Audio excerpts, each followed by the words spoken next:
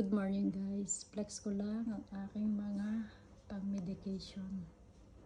Ayan guys. At syempre ako ang naglilinis din sa aking sugat. Sa mga tahi. So, at ito po ay panturok. Pinakagamot ko. At tsaka ito naman ay gamot din po ito. So yan, at syempre may kape tayo na hindi ko naubos. At ito naman ang pang disinfectant.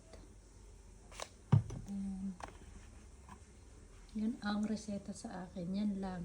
Pero yan lang ay kakaunti, pero 80 euro po lahat yan. Ang mahal, grabe. Ilang piraso lang. Ito kasi ang nagpamahal dito, at saka ito. At ito din, mahal din ito. Thank you po. Thank you sa lahat. Sa lahat-lahat na sumuporta sa akin.